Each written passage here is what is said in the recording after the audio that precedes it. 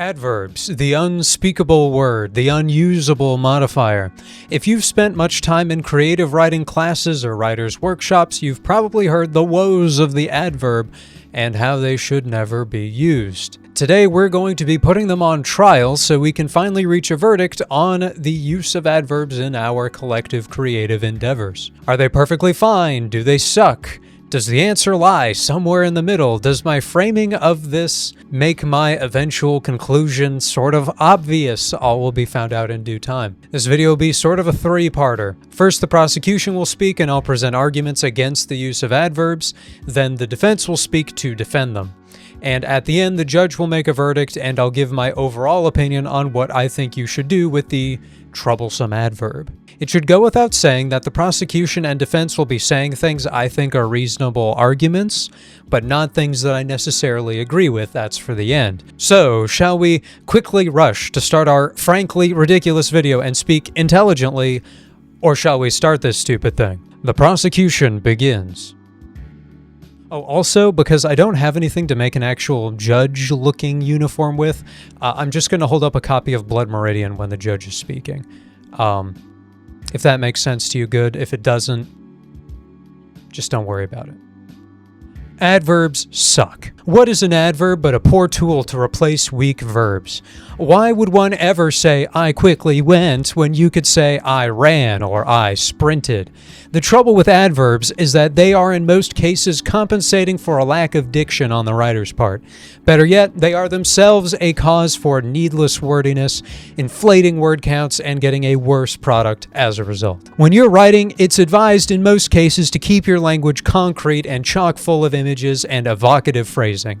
When we speak to people, and thus even in dialogue, it is reasonable to say things like, I went to the store, or even, after talking with that guy, I really got the idea he was untrustworthy. However, in your narration, these sorts of uses for adverbs become less justified because the narration is, more than any other part of your work, in most cases intended to convey things with clarity, vividness, and when possible, conciseness. Overuse of adverbs reduces all three of those values, and worse yet, they promote the use of non-specific language. Because, as we do in speech, you get used to the idea that you can get away with non-specific verbs because you can throw in an adverb on top of it to make it make sense. You lose that clarity because, as we've been saying, statements like went quickly or spoke sadly are not as descriptive as they should be. And the overuse of adverbs promotes a lack of specificity. If you went to the store quickly, what exactly is that saying? Does that indicate you drove, flew, ran, unicycled? We don't know. All that we're sure of is that you got to your destination with haste. Sure, maybe the speed is the most crucial part, but if you can add in that extra detail about how the action was actually done, it's going to help make that action itself more clear and more interesting. Avoiding adverbs for the sake of finding those more specific verbs is almost always going to benefit you. Not only are they more specific, imagine saying said musically as opposed to sang, but they are also much more evocative. Walked painfully sort of gives you an idea of something, but if you say someone is limping or stumbling away, you get an actual visual idea of what's being spoken about. And it's as simple as freeing yourself from the bind of those cursed ly words. Then, needless to say, one word is less than two. And less means you read it faster. It doesn't sound like a lot, but one will have a great deal of verbs throughout an entire manuscript. And if most of them are longer than they should be thanks to an excessive use of adverbs tagging along with them, then it's going to add up over time, adding hundreds or even thousands of extra words to the count without actually adding anything meaningful to the story. We'll split the rest of our prosecution into regarding adverbs in two contexts, in narration and in dialogue.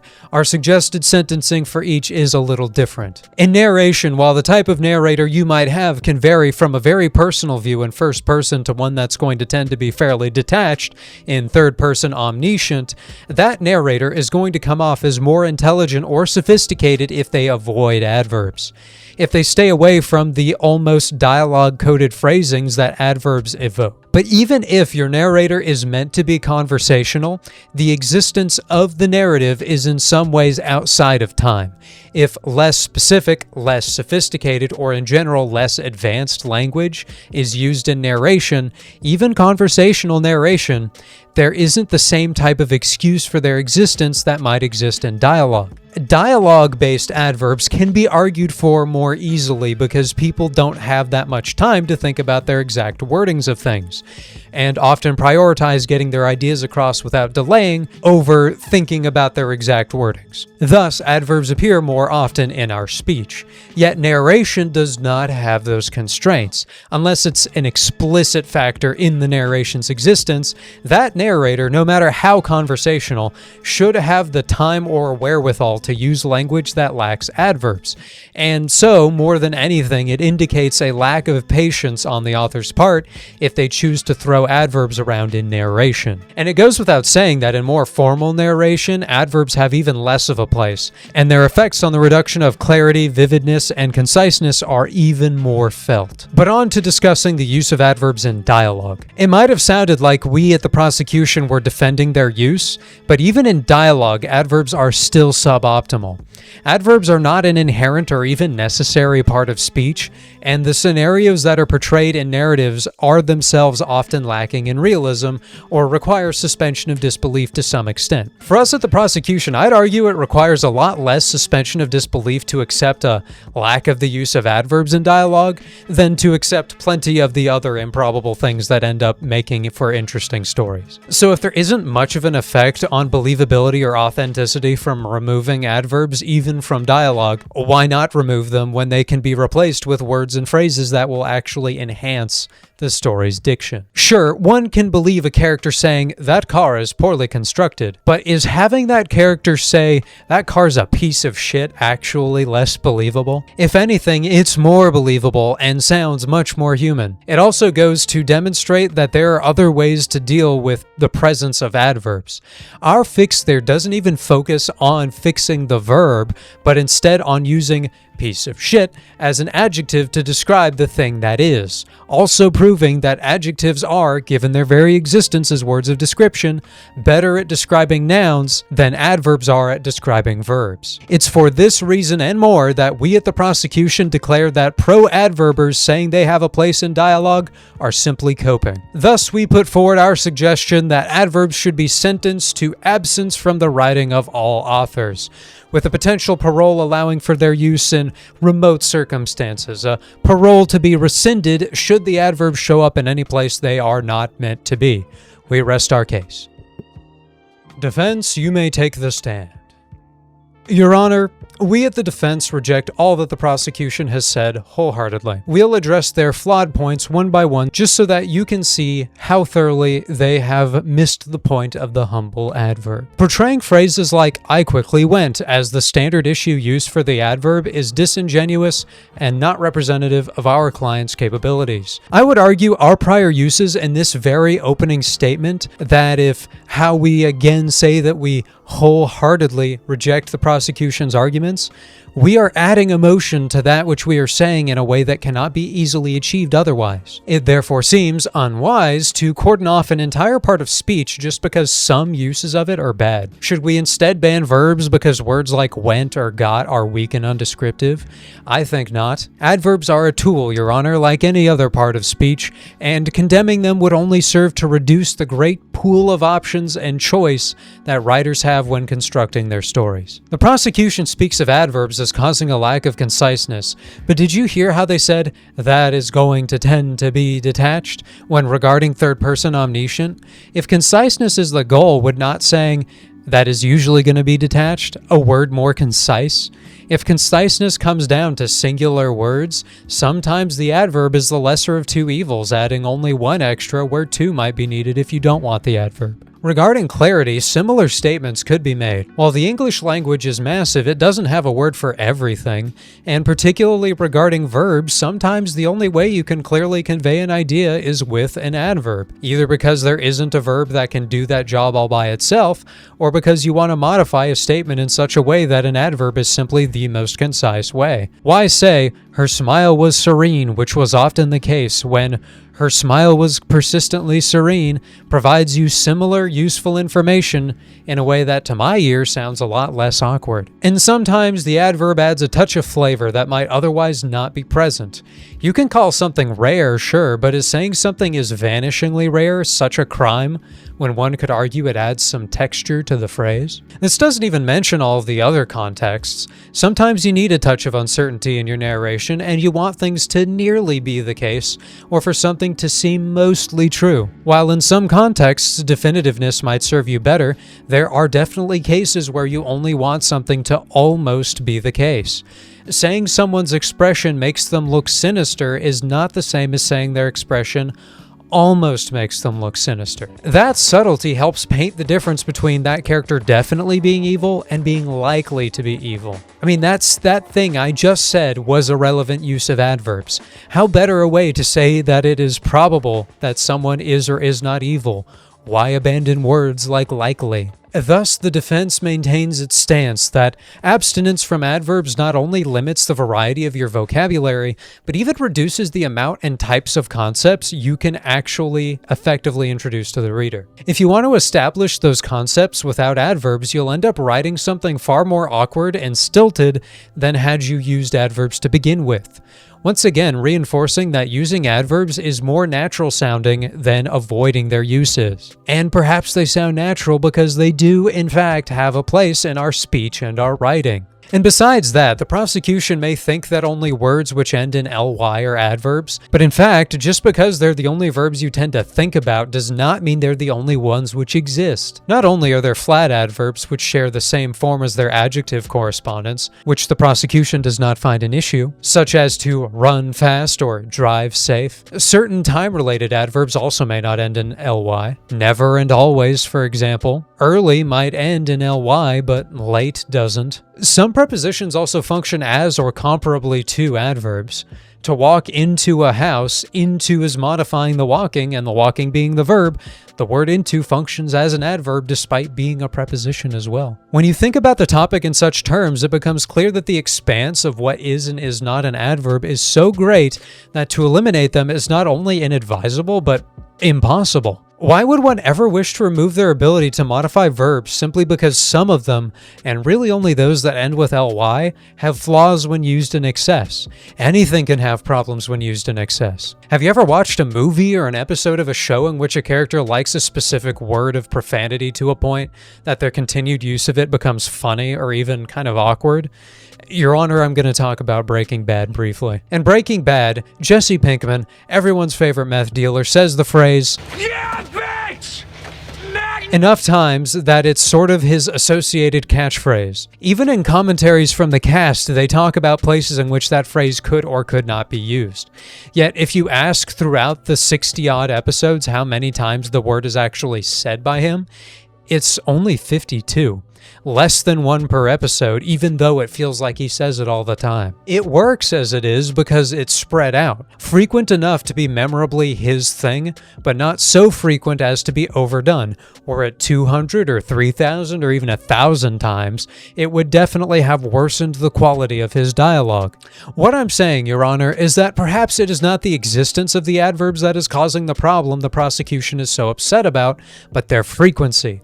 It is not the adverb's fault at all, merely the author's reliance on not varying up their use of them the same way they could be making that mistake with any other part of speech. All in all, adverbs are just another type of word that we use, singled out unjustifiably because novice writers tend to utilize them ineffectively. They have their effective uses and place in society.